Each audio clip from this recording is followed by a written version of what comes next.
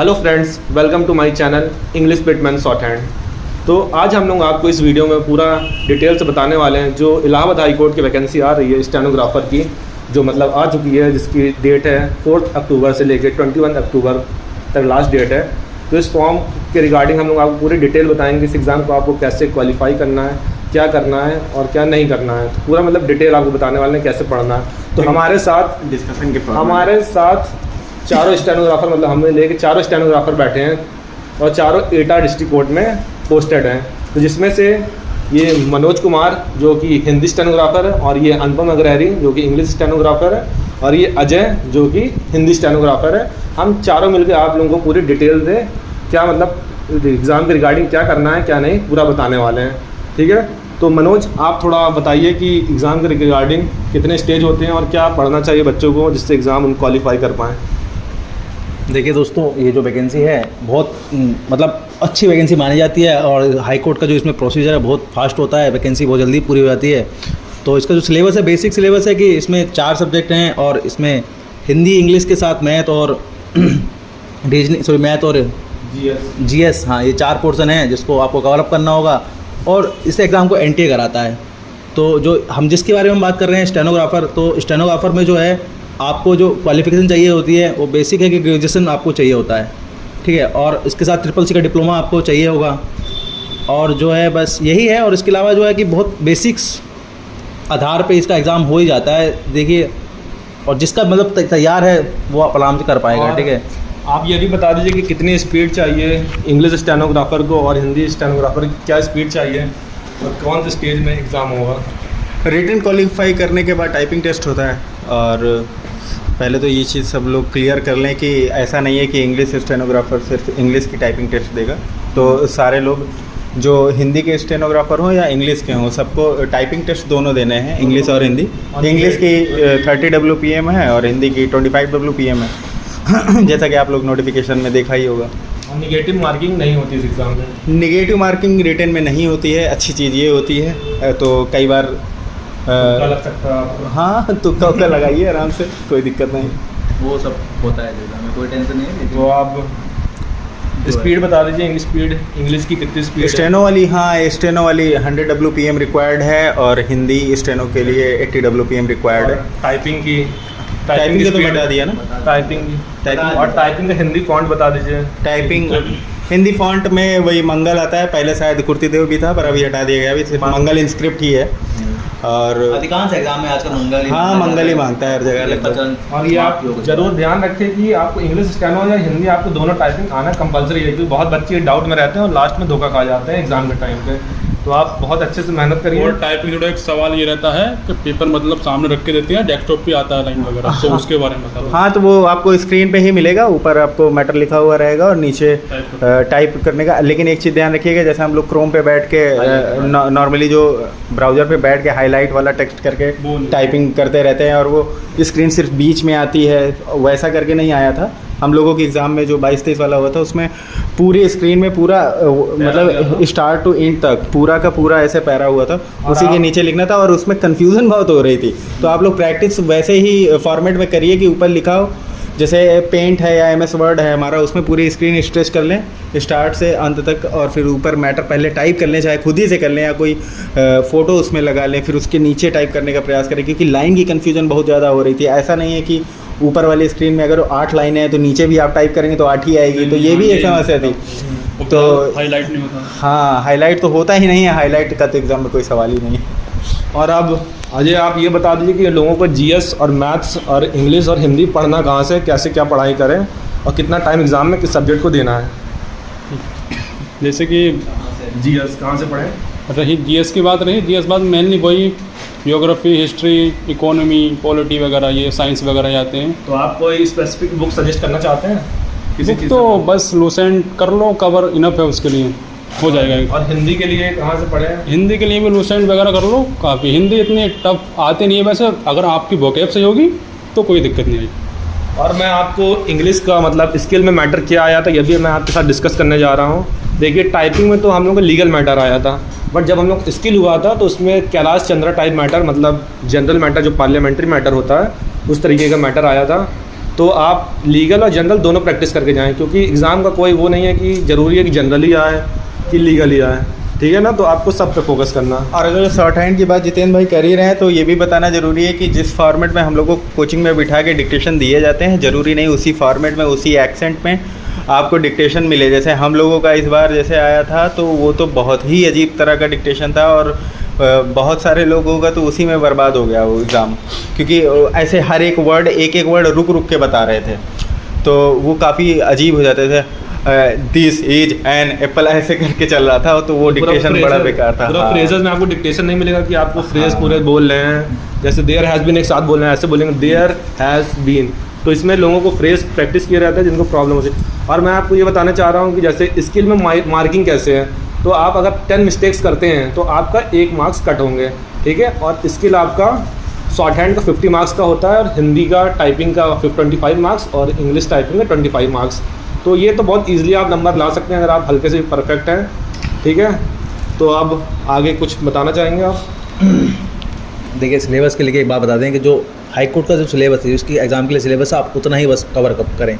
ये नहीं कि दुनिया भर की चीज़ पढ़ ले रहे हैं और कुछ हो नहीं पा रहा है। तो क्योंकि हाई कोर्ट का जो है बेसिक से एग्ज़ाम आता है, ज़्यादा हार्ड नहीं है, एकदम टफ एग्ज़ाम नहीं आता है, बहुत बेसिक एग्ज़ाम है। तो आपको जो है सिलेबस को ही कवर अप करना है। जैसे हिंदी का है तो छोटा सिलेबस है, ये नहीं आपको पूरा समाज सब कुछ पढ़ लेना है। जो बेसिक दे रखा है, जितना हाई कोर्ट ने दिया है, जितना इस एग्ज़ाम का पैटर्न है, उसको ही फॉलो अप करना है, ठीक है। बस यही है। और कुछ चीज़ें मैं ऐड कर दूँ। हाँ, करिए। रिटेन में एक चीज़ मेरे ख्याल से सबको ध्यान रखनी चाहिए, क्योंकि स्टेनोज में क्या होता है कि एसएससी में हम लोगों का मैथ आता नहीं है बिल्कुल, तो हम लोगों का मैथ में हार्ड टाइट रहता है, मेरा तो है। मेरा तो जब हम लोग एग्ज़ाम देने गए थे तो कई लोगों ने जिन्होंने बताया है उनके हिसाब से जिन लोगों ने मैथ स्टार्ट करी थी उन लोगों का पेपर ख़राब हो गया था। तो आई वुड सजेस्ट कि सबसे पहले आप लोग बाकी 3 पोर्शन में काम करें, और मेरे ख्याल से सबसे बढ़िया हिंदी रहेगी। हिंदी से शुरुआत करिए, फिर जीएस करिए, फिर उसके बाद इंग्लिश की, क्योंकि इंग्लिश का जो पैराग्राफ आया था पेज का पार्टीशन था लेकिन 1.5 पेज में वैसा करके वो आया हुआ था, तो पैरा बहुत बड़ा था वो जो पैसेज आया था। तो फिर उसके बाद वो पैसेज कंप्लीट करके तब आप लोग मैथ में बढ़ें, तो वो ज़्यादा बेनिफिशियल रहेगा मेरे हिसाब से। तो अब मान लीजिए कि आप लोग इस पोस्ट में सेलेक्ट हो चुके हैं, ठीक है। अब आपको इसके रिगार्डिंग हम लोग सैलरी के रिगार्डिंग बताएंगे कि आपको ग्रेड पे कितना है, कितनी सैलरी है, क्या है, आपको पूरा स्टेप बाय स्टेप, मतलब ये भी पूरे डिटेल में आपको पूरा बताने वाले हैं। तो बताइए कितना ग्रेड पे है इस पोस्ट पे? जैसे कि आपने तो देख रखा होगा, लेवल 5 की जॉब है, 2800 ग्रेड पे है, जिसका बेसिक 29,200 है। बट आपको डिस्ट्रिक्ट कोर्ट में एक प्रमोशन के मतलब एक इंक्रीमेंट के साथ यहाँ पे दिया जाता है। मींस आप जुडिशियल एम्प्लॉय हैं तो आपको एक इंक्रीमेंट के साथ सैलरी मिलती है। जैसे आपका बेसिक पे 29,200 2800 ग्रेड पे है, तो पर आपको दिया जाएगा 30,100 आपका स्टार्टिंग सैलरी रहेगा, ठीक है। तो और इससे रिगार्डिंग सैलरी के रिगार्डिंग कुछ बताना चाहेंगे? प्लस DA जो वर्तमान में है, और HRA वो सिटी के हिसाब से वो करता है, और TA, और इस पोस्ट में ट्रैवलिंग अलाउंस नहीं मिलता है। और HRA अगर आप Z सिटी में हैं तो स्टेनोग्राफर का 1660 HRA है, और आप थोड़ा 1000 प्लस करते जाएंगे जैसे ही सिटी का अपडेटेशन होता जाएगा, ठीक है। तो आप अनुपम जी आप बताइए थोड़ा, आप इससे कुछ रिलेटेड बताना है? नहीं, या प्रमोशन से रिगार्डिंग आप बताइए। प्रमोशन का तो 3 प्रमोशन होता है, हम लोग 2800 पे ज्वाइन करते हैं। उसके बाद एक जैसे ही सीट खाली होते हैं वैसा कोई पर्टिकुलर ये नहीं है कि 3 साल बाद आप प्रमोट कर दिए जाएंगे, 5 साल प्रमोट। अगर जो आपके कोर्ट में, आपके डिस्ट्रिक्ट कोर्ट में अगर जो सीट खाली है तो अमूमन प्रमोशन हो जाता है, 2-3 साल में भी हो सकता है। और प्रमोशन के लिए कोई एग्ज़ाम नहीं होता? हाँ, कोई एग्ज़ाम वगैरह नहीं होता, कोई वैसा कोई क्राइटेरिया नहीं है। बस अगर सीट खाली है, वैकेंसी और देनी है तो आपको प्रमोट कर दिया जाता है। फिर उसके बाद लास्ट प्रमोशन, लास्ट नहीं कहेंगे पर हाँ एक तरह से लास्ट भी है, 4600 पे हम लोग प्रमोट होते हैं। उसके अलावा एक एग्जीक्यूटिव असिस्टेंट की एक पोस्ट होती है, वो हर एक डिस्ट्रिक्ट कोर्ट में नहीं होती है, जो कि शायद 5400 की होती है, राइट? अच्छा, मुझे इसका आइडिया नहीं। एक पोस्ट होती है जो डिस्ट्रिक्ट जज के जो स्टेनो होते हैं उनमें से एक स्टेनो को एग्जीक्यूटिव असिस्टेंट की पोस्ट दी जाती है, जिसका पे ग्रेड ये 5400 के आसपास है। तो प्रमोशन का यही है। तो वर्क प्रेशर कैसा इस डिस्ट्रिक्ट कोर्ट में रहता है, मतलब कितना वर्क प्रेशर रहता है ये भी बताया जाए। और इंग्लिश स्टेनो को ज़्यादा काम रहता है कि हिंदी स्टेनो को ज़्यादा काम रहता है? एक चीज़ मैं ये भी ऐड कर दूँ कि रिटन एग्ज़ाम में जो जीएस आती है, जीएस के पोर्शन में रीजनिंग भी आता है, तो उसमें कम से कम 8 से 10 क्वेश्चन में भी रहते होंगे ना? 3-4 8-10 नहीं यार, कम से कम 7 क्वेश्चन मेरे ख्याल से। और मैथ्स से जुड़ी हुई कुछ बताना हाँ, चाहते तो एप्टीट्यूड वाला। मैथ्स के टीचर मैथ्स से रिगार्डिंग थोड़ा इनसे पूछ ली, क्योंकि थोड़ा हाँ, मैथ्स पहले ज़्यादा रिटन अच्छी का है। थोड़ा सा और कवर कर दो। हैं। जैसे कि आप मैथ को देखते हो नॉर्मल मैथ था, लेकिन इसमें 2 से 3 टॉपिक कुछ एक्स्ट्रा जोड़ दिए जाते हैं, जिसमें कि एक पहला प्रायिकता, वारंवारता, ज्यामिति, द्विघात समीकरण, ये थोड़ा उसमें एक्स्ट्रा आ जाता है। तो मेनली फोकस इन 4 टॉपिक पर कर सकते हैं, क्योंकि आपने पहले वाला पेपर देख सकते हो आप, तो उसमें भी आपको 2 से 3 क्वेश्चन टॉपिक वाइज जो 4 बताए हैं उसमें मिल सकते हैं। बाकी तुम्हारा समय कार्य, दूरी, नाप और चाल, ये सब मिल जाएगा। और ट्रिपल सी का तो हम लोगों ने बताया ही नहीं, बताया ट्रिपल सी का बता दिया मनोज भाई ने, लेकिन मैं एक चीज़ और एक हैक बता देता हूँ लोगों को कि जैसे स्टार्टिंग में क्या है कि पहली चीज़ तो आप लोग प्रीवियस ईयर के पेपर देख चुके होंगे, अगर नहीं देखें तो ज़रूर देखें, क्योंकि लिंक मैं आपको डाल भी दूंगा इस चैनल के। हाँ, इनका टेलीग्राम चैनल है, उस पर भी पोस्ट कर दिया जाएगा, उसका लिंक भी डिस्क्रिप्शन में हाँ, वो भी डिस्क्रिप्शन में दे दिया। बाकी बात ये है कि जो इस टाइम का इस बार का जो पैटर्न रहा है जीएस का और हिंदी के क्वेश्चंस का, उसमें वो जो मिलान करने टाइप वाला पूरा फॉर्मेट बना के दिया गया था, जिसमें हर एग्जाम बढ़ ही रहा है थोड़ा बहुत। हाँ, आप देखते होगे लेवल इसमें ये एक्स्ट्रा कर दिया। जीएस में तो बढ़ ही रहा है, हिंदी में भी तो था। हाँ, हिंदी में भी मतलब आपको एक क्वेश्चन में 4 क्वेश्चन मिलेंगे, तो उस हिसाब से। लेकिन हाँ, ये है हैक, ये है कि अगर आप दो भी अगर आप सही मिलान कर लिया तो आपका क्वेश्चन बन जाता है। और मेरा ये था, ये भी आप बता दें कि मतलब आपको रिटर्न के बाद कितना समय स्किल के लिए मिलेगा। ये ना सोचे कि आप इंतजार करें, टाइपिंग ना सीखें रिटर्न के बाद। नहीं, उस मामले में तो मैं ये कहूँगा कि विदिन 6 मंथ ज्वाइन भी करा देंगे। हाँ। तो आप लोग उस हिसाब से लेके चलिए कि जैसे ही रिटर्न कंप्लीट हुआ उसके 10-15 दिन में फिर से अगले स्टेज के लिए एडमिट कार्ड आ जाता है, फिर उसके बाद एग्जाम्स वगैरह हो जाते हैं, तो बहुत ज़्यादा टाइम नहीं मिलता है। तो रिटर्न के बाद 3 मंथ्स में एग्जाम हो जाएंगे स्किल के, इतना मान के कैसे चलिए। हुआ था हम लोग हमारा मतलब पता नहीं शायद चालू है।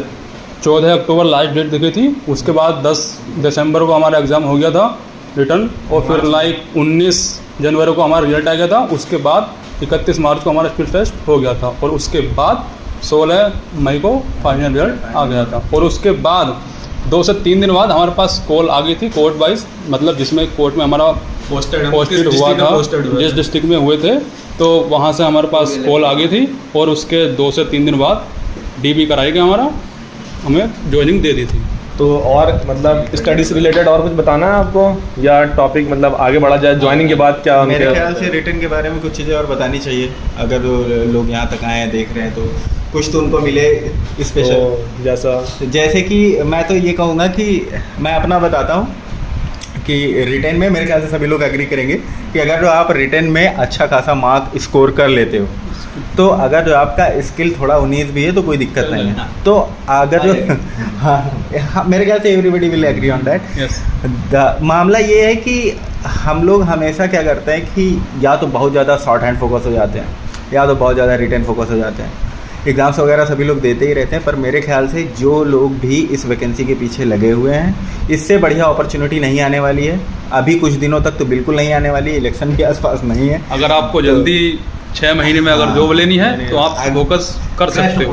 और आप टाइपिंग तो कंपलसरी स्टार्ट कर दीजिए। ये ना सोचिए कि आप इंग्लिश स्टैंड हो तो हिंदी आपका एग्जाम निकलेगा। टाले कुल मिला के ये कि हाई कोर्ट का कोई भरोसा नहीं कि कब आपको कितनी जल्दी कुछ इसकी प्रोसेस कुछ नहीं बताता, या तो डिले कर देगा, बहुत डिले कर देगा, या फिर जल्दी कराएगा तो बहुत जल्दी करा लेगा। नहीं, लेकिन मेरे ख्याल से तो 6 महीने की टाइमलाइन लेके इन लोगों को तैयारी करनी चाहिए। 6 महीने में सब कुछ क्योंकि इससे पिछला बार जो एग्जाम होता 18-19 वाला, उसमें मेरे हिसाब से 1 हफ्ते या 1.5 हफ्ते बाद ही इसका स्किल करा लिया था। लेकिन उसमें ज्वाइनिंग भी शायद लेट से हुई थी। ज्वाइनिंग लेट हुई, लेकिन स्किल के लिए टाइम नहीं मिल पा रहा। अभी इस टाइम पे ऐसा चल रहा है, अभी इस टाइम ऐसा चल रहा है कि नहीं, कोरोना के पहले ज्वाइनिंग हो गई थी। हाँ। लेकिन फिर भी 1-1.5 साल का शायद गैप था कुछ। हाँ, खैर वो चीज़ें अलग हैं, हमें उसका नहीं डिस्कस करना है। अभी फ़िलहाल ये है कि हम लोगों का एग्ज़ाम शायद सितंबर में चालू हुआ था, और हम लोगों की 26 जून शायद ज्वाइनिंग थी, राइट?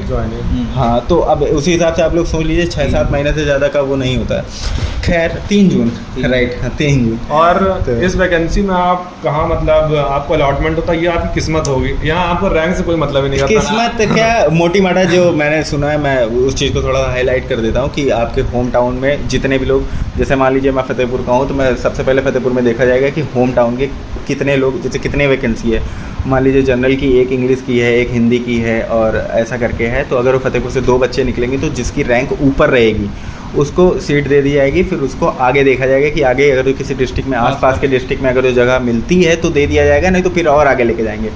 ये हमारे जितेंद्र भाई साहब इलाहाबाद से हैं, तो ये भी एटा में है, मैं फतेहपुर का हूँ, मैं भी। अरे हमारे ये रामपुर के हैं, ये मुरादाबाद के हैं भाई साहब, तो हम लोग सारे लोग एटा में हैं।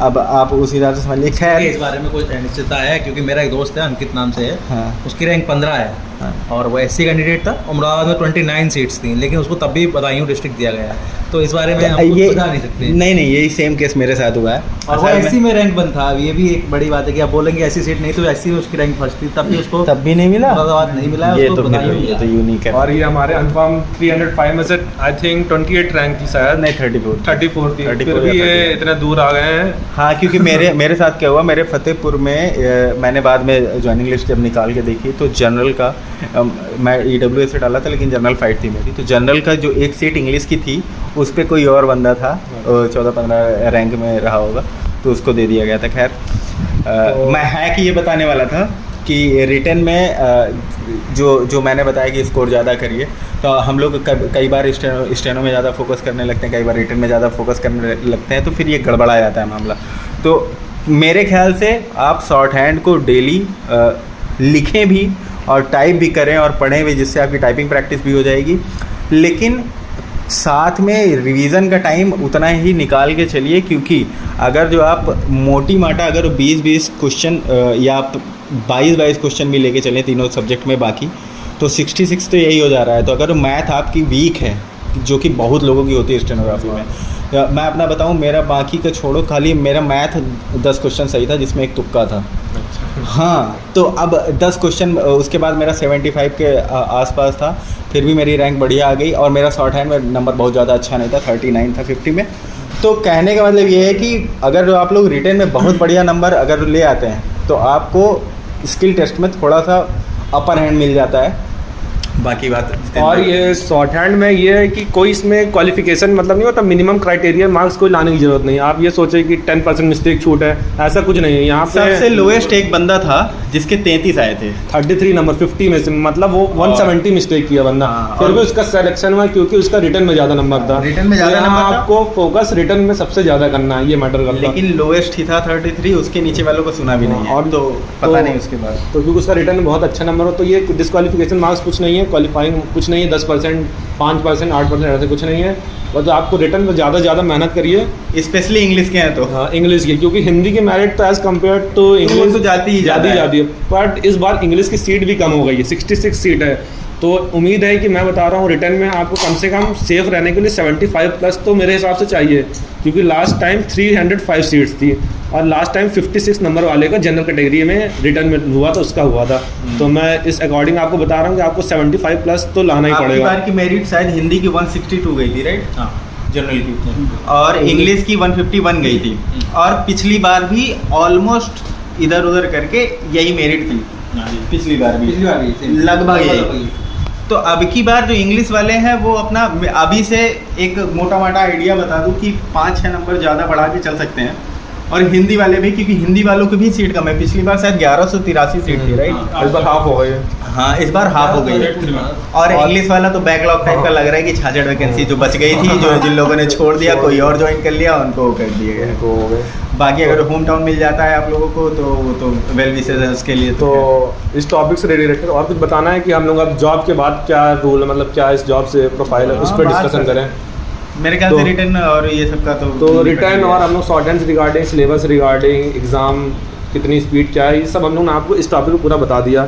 तो हम लोग आपको सैलरी के बारे में डिस्कस ऑलरेडी कर चुके हैं, तो हम लोग का रिटर्न थोड़ा छूट गया था, तो हम लोग दोबारा कवर किए हैं। तो अब हम लोग इसको क्या बोलते, प्रमोशन भी आपको बता दिए हैं। तो अब हम लोग इसका वर्क प्रेशर बताएंगे कि डिस्ट्रिक्ट कोर्ट में लोग बहुत बोलते हैं काम बहुत होता है, काम बहुत होता है। तो इसके रिगार्डिंग हमारे भाई लोग बताएंगे आपको कि क्या वर्कलोड है, कितने स्टैनो एक कोर्ट में लगे हैं, खाली आदमी को तो कैसा वर्क है, तो बताइए आप लोग, खाली आदमी बताइए। तो मैं शुरू से बताता हूँ, जब मेरी यहाँ पे ज्वाइनिंग हुई थी तो मैंने DAA डकैती अफेक्टेड एरिया कोर्ट ज्वाइन करा था, और जहाँ पर मुझे लकीली एक सर मिले थे जो कि इंग्लिश में काम कराते थे। Most of the district courts में ये हुआ है कि जो लोग इंग्लिश के स्टेनो थे वो लोग एक्चुअल इंग्लिश का काम कर ही नहीं रहे थे, और ये लगभग ये प्रॉब्लम है थोड़ा सा डिस्ट्रिक्ट कोर्ट में। बाकी काम का ऐसा है कि अगर आपका अधिकारी काम, जैसे हम लोगों को स्टार्टिंग में एक सीनियर स्टेनो के साथ लगाया गया था। हाँ, ये भी चीज़ बताना ज़रूरी है कि आपकी कोई ट्रेनिंग वगैरह नहीं होने वाली है। जो भी ट्रेनिंग होगी वो आपके सीनियर ही आपको देंगे। तो हम लोगों की भी ऐसे ही हम लोग काम सीखा था सीनियर के साथ बैठ के। लगती हैं तो सीनियर मिल जाएगा। हाँ, अगर आपको अकेले कोर्ट दे दी गई तब तो मामला ही खराब है। हमारे साथ बैठे हैं, अकेले कोर्ट संभाल रहे हैं और न्यूज़ नहीं, स्टार्टिंग में जब मैंने ज्वाइन किया तब भी मेरे साथ भी एक सीनियर था। हाँ। मैं एक सीजन में रहा हूँ तो तब तक मेरे साथ था, लेकिन अभी हाल फिलहाल में 6 महीने मुझे खाली रखा, उसके बाद एकदम सीधा एडीजे कोर्ट में डाल दिया। थोड़ा वर्क प्रेशर ज़्यादा हो गया उस चक्कर में, लेकिन ऐसा कोई ज़्यादा परेशानी नहीं आ रही है।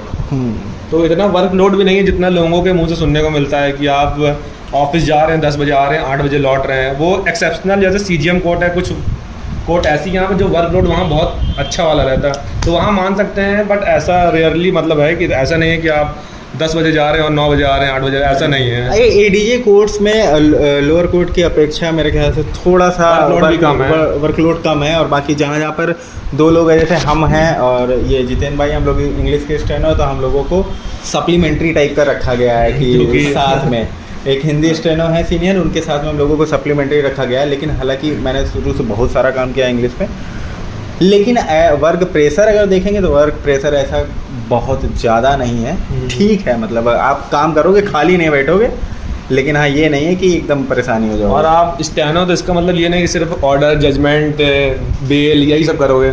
आपको डाइस पे बैठा के आपसे मतलब एविडेंस भी रिकॉर्ड कराया जा सकता है। मतलब आप बोलेंगे कि कोई एविडेंस आपको दे, जो भी आपका पीओ प्रिसाइडिंग ऑफिसर बोलेगा आपको वो काम करना पड़ेगा। ये नहीं आप बोल सकते कि मैं स्टेनो, मेरा काम ये नहीं है, ये नहीं है। आपको जो भी ऊपर से ऑर्डर आएगा आपको वो काम करना ही पड़ेगा। मतलब ये नहीं कि आपको पर्सनल काम करना है, मतलब ऑफिस रिगार्डिंग काम की बात बता रहे हैं, ठीक है। हाँ, तो मतलब ये जितेंद्र भाई बता रहे हैं कि एक्सपेक्टेशन हाई करके बहुत ज़्यादा ना आइएगा, आपको बयान वगैरह भी टाइप बयान मतलब ये है कि जैसे कोई गवाही के लिए आता है तो आप वो जो बोलेगा आपको तो टाइप करना पड़ेगा हिंदी में, भले आप इंग्लिश स्टेनो हो या हिंदी है। वो में हमारा भाई यही काम कर रहा है तो रो रहा है।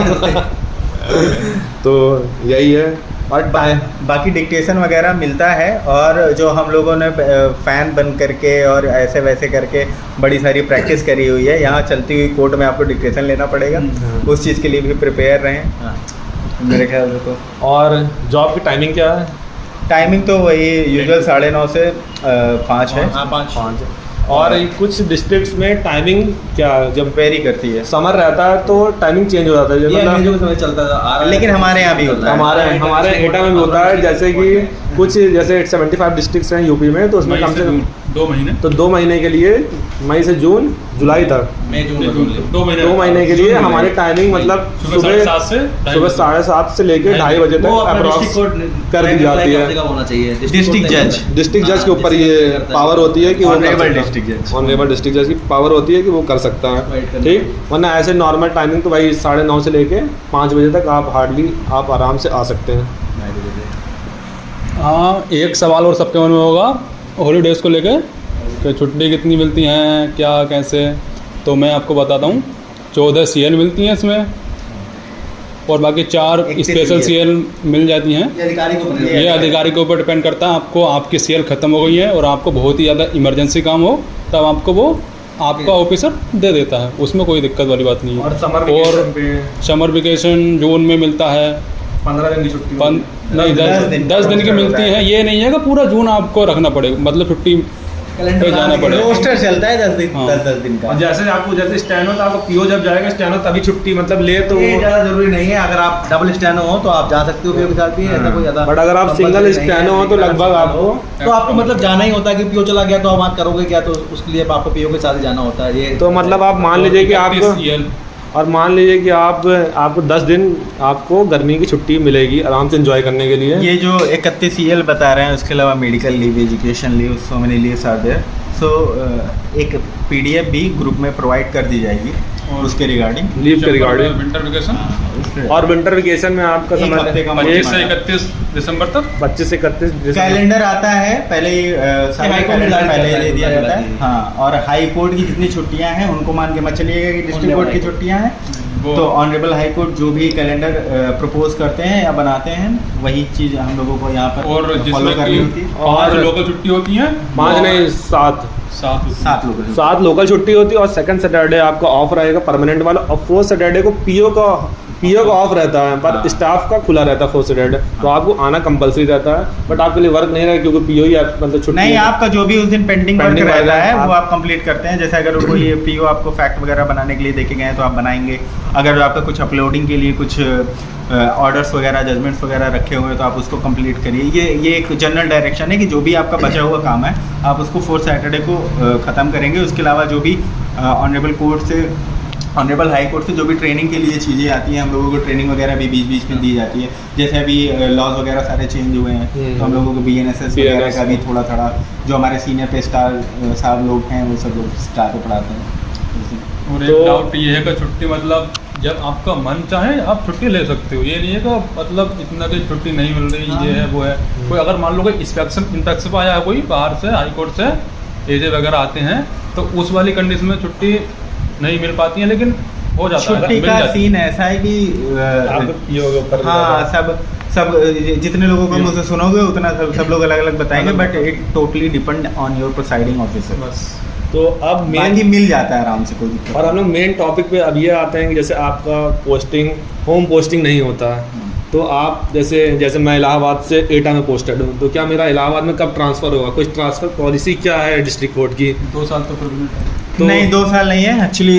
2 साल का प्रोबेशन पहले जो भाई साहब बता रहे हैं कि 2 साल का प्रोबेशन पीरियड होता है, वो तो हमको कंप्लीट करना ही होता है। उसके बाद क्या होता है कि जो गाइडलाइन है ऑनरेबल हाई कोर्ट की तरफ से कि 5 साल तक आप तो बाधित हो पूरी तरह से कि 5 साल तक तो आप अप्लाई भी नहीं कर सकते। अगर 5 साल बाद आपके पास स्पाउस ग्राउंड है, आपकी वाइफ कहीं पे काम कर रही हैं तो आप स्पाउस ग्राउंड या Medical आपका ground। हाँ आपके माँ बाप बीमार हैं रहते हैं आयुष टाइप का म्यूचुअल ग्राउंड, तो वो है, और म्यूचुअल ग्राउंड है, एडमिनिस्ट्रेटिव ग्राउंड पे। ये 5 साल के बाद आप अप्लाई कर सकते हैं। आप प्रेजेंटेशन भेजेंगे हाई कोर्ट जो कि ऑनरेबल डिस्ट्रिक्ट जज द्वारा फॉरवर्ड होता है। फिर उसके बाद if honourable high court will be pleased तो आपका ट्रांसफ़र होगा। और मैं आपको ये भी बताना चाहता हूँ कि आप ट्रांसफ़र तो मान के चलिए कि ना के बराबर है, क्योंकि मैं बहुत से 4600 ग्रेड पे लोग अभी तक है, मतलब उनको 15 साल जॉब करते हुए हो गया, बट उनका अभी तक ट्रांसफ़र ही नहीं हो पाया। थोड़ा सा इशू है, हाँ। ऐसा नहीं है, लेकिन तो इतना भी कोई वो नहीं है। ठीक। तो और फिर आप क्या बताएंगे लोगों की कि ये जॉब आप करना कैसा, मतलब बहुत अच्छी जॉब है कि क्या है? ये तो इंटरेस्ट पे भी बहुत ज़्यादा डिपेंड करता है मेरे हिसाब से। अगर जो आप थोड़ा लॉ बैकग्राउंड या आपको ये चीज़ें अच्छी लगती है तो आपको मज़ा आएगा। मुझे तो मज़ा आता है भाई। लेकिन अगर जो आपकी एज है, अगर जो आप तैयारी कर सकते हैं जैसे हम लोग की है, तो मेरे ख्याल से करनी चाहिए, सही बात है। रुकना नहीं चाहिए। हम लोगों ने आके ये बहुत बड़ी बेवकूफ़ी करी है। तो मैं तो यही कहूँगा कि भाई तैयारी करते रहो, ज्वाइन करने के बाद भी करते रहो। जैसे हम लोग खुश होकर बैठ गए वैसे मत करो। मैं अपने बैच में सबसे कम उम्र का और ये हमारे इनका डेट ऑफ बर्थ 2000 है और ये बहुत ही कम एज में जॉब पा गए हैं। तो ये भी मोटिवेशन के तौर पे आप ले सकते हैं कि बच्चा लड़का मतलब कितना मोटिवेटेड था, डेडिकेटेड था अपने पढ़ाई के प्रति। ठीक है, तो अगर आपको और कुछ बताना है तो और आपके पास कोई टॉपिक हो तो बताइए। तो नहीं, हमारे तो टॉपिक जो मेन था हमने उसके complete- अलावा जो भी आप लोग क्वेश्चन है हम लोग सॉल्व करेंगे, कोई दिक्कत नहीं। जो भी आप लोग क्वेरी आप पूछ सकते हैं टेलीग्राम पे भी लास्ट पूछ यही सकते बोलना हैं। है कि अगर आप पहले से किसी जॉब में हैं और जो इसी सेम ग्रेड पे है, तो अगर होम डिस्ट्रिक्ट के आसपास हो तो ज़्यादा अच्छा है कि इसमें ना अप्लाई करें। कि अगर आपको होम डिस्ट्रिक्ट के आसपास मिल जाता है तो अच्छा है, लेकिन अगर ये बाहर ये जॉब मिल पाती है तो इसका जो ट्रांसफ़र का जो तरीका है मतलब वो नहीं हो पाता, बहुत जल्दी नहीं हो पाता, बहुत लंबा समय लग जाता है, 5 साल मिनिमम है। तो उसके लिए आप देख सकते हैं। लेकिन अगर आप पहले से किसी जॉब में हैं, सेम ग्रेड पे हैं और अपने आसपास हैं तो नहीं जो आपकी इच्छा है आप करें या ना करें, लेकिन हमारा तो यही मानना है कि ना ही करें तो ज़्यादा अच्छा है। ठीक है, और वो आपकी इच्छा है कि आप जो करें वो। तो दोस्तों अगर आपको मतलब इस इसके अलावा कुछ क्वेरी हो पोस्ट से रिगार्डिंग कोई भी क्वेरी हो तो आप कमेंट सेक्शन में हम लोग को इस वीडियो में बता सकते हैं।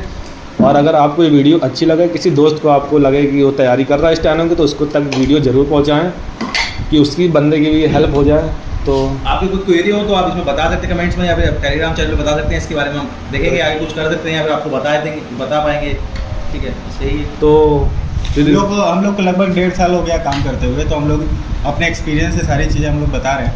और बाकी ये एक डिस्कशन के फॉर्मेट में बस आप लोगों के लिए प्रेजेंटेशन थी ताकि आप लोगों की हेल्प हो सके। और हम प्रोफेशनल तो है नहीं, तो कैमरा पहली बार फेस किया है, तो थोड़ा जो ऊंच नीच हो रहा है उसको थोड़ा एडजस्ट करके चलें, ठीक है। बहुत निगेटिव कमेंट ना करें वरना डिलीट करना पड़ता जो आपको करना है करें, लेकिन उसमें कोई परेशानी नहीं है, लेकिन बस प्रोफेशनल नहीं है वो, उसका ध्यान रखें बस, कि बस ठीक है। प्रयास था हमारा कि हमें करें।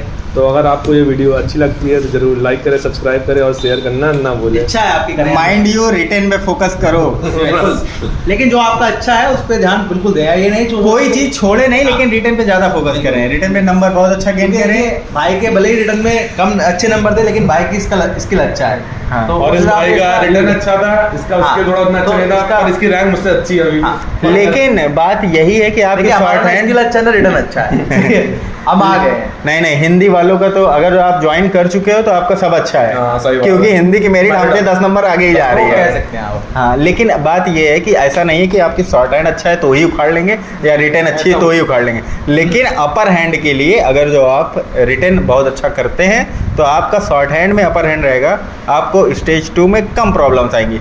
बाकी ऑन रेगुलर बेसिस आपको प्रैक्टिस रोज करनी है, शॉर्ट हैंड की, टाइपिंग की, हिंदी टाइपिंग की, स्पेसिफिकली हिंदी टाइपिंग सही बात है। की। बहुत लोग लाइटली ले लेते हैं हिंदी हाँ। टाइपिंग को और लास्ट में डिस्क्वालीफाई हो क्योंकि जाते हैं। जैसे ही वहाँ पे जब आप कंप्यूटर के स्क्रीन पे बैठोगे ना तो लाइन ही हिल जाएगी। और आपको समय मेरे भी साथ नहीं हुआ पता था ये। समय भी नहीं पता चलेगा कि आपको लगेगा कि जैसे मैं इसमें जो ग्रुप सी में जो होता है, बाबू वाला भी एग्ज़ाम होता है, क्लर्क वाला भी, तो मैंने उसके लिए भी क्वालिफाई किया था।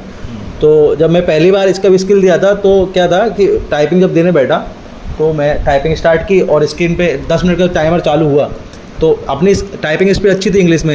अब जैसे बोल सोचते हैं कि टाइपिंग स्पीड अच्छी है इंग्लिश की, हिंदी वालों के लिए, अब हिंदी वालों के लिए पता नहीं, मेरे साथ ऐसा हुआ हो, मेरे साथ लेकिन टाइपिंग स्पीड जो थी मेरी अच्छी खासी थी, मेरा सही था। तो मैं सोच रहा था कि आराम आराम से करूँगा, ऑन मिस्टेक लगा आराम से छाप दूंगा।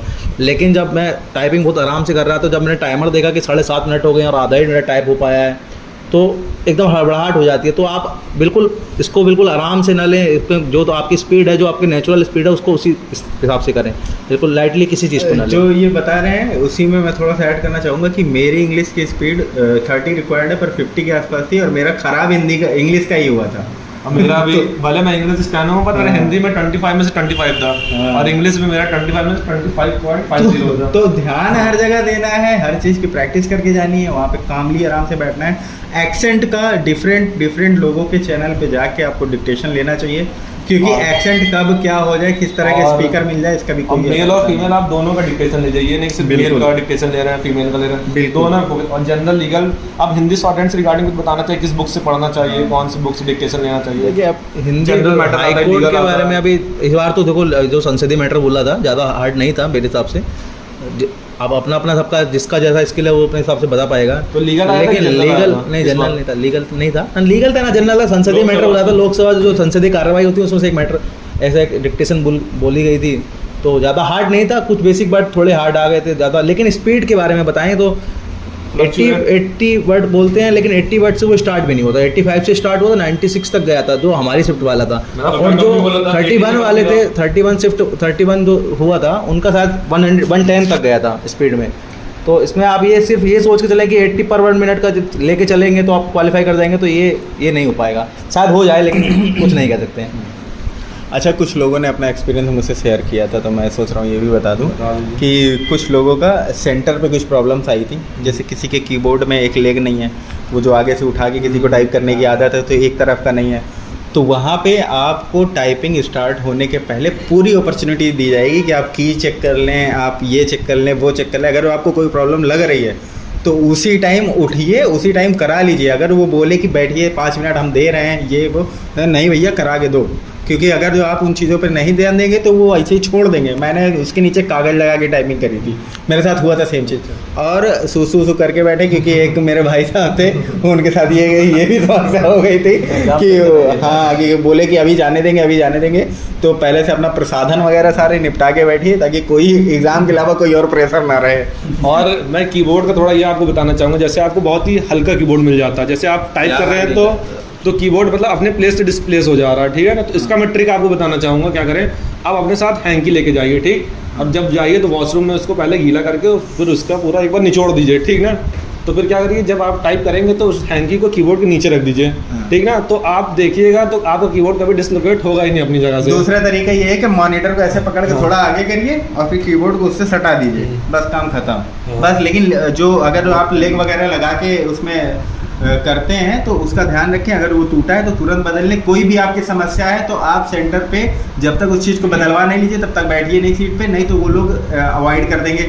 आपकी चेयर में प्रॉब्लम है, आपके कंप्यूटर में कुछ भी समस्या है, क्योंकि एग्जाम ये वाला हो गया तो फिर काम खत्म है मामला। और ये टाइम जो करना है और ये हाई कोर्ट का एग्जाम में कोई कैंसिलेशन कुछ नहीं होने वाला, जितना आप प्रोटेस्ट कर लीजिए कुछ नहीं होगा। अच्छा, आप सोच रहे होंगे कि हमको पता क्या चलेगा कीबोर्ड खराब है, तो इसके लिए आपको 1 मिनट का पहले ट्रायल दिया जाता है, तो आपको उसमें पता चल जाएगा आपके कीबोर्ड में क्या कमी है। उसमें आपको सारी कीज टाइप करके देखनी है और कर लेना, ये नहीं जितना दिया गया आप वही करें, जो आपको जो इच्छा है वो आप करें, पूरा कीबोर्ड अपना चेक कर सकते हैं। और टाइपिंग के टाइम पे आपको सोच रहे होंगे जैसे फॉन्ट छोटा है तो उसमें आपको फॉन्ट बड़ा करने का भी ऑप्शन दिया रहेगा। जैसे A+ रहेगा तो आप फॉन्ट उसका बड़ा होगा, ठीक। A मतलब एवरेज साइड, आप छोटा करना चाहिए, मतलब 3 आपके साथ में फॉन्ट रहेंगे तो आप साइज बढ़ा भी सकते हैं, घटा भी सकते हैं, सब मतलब।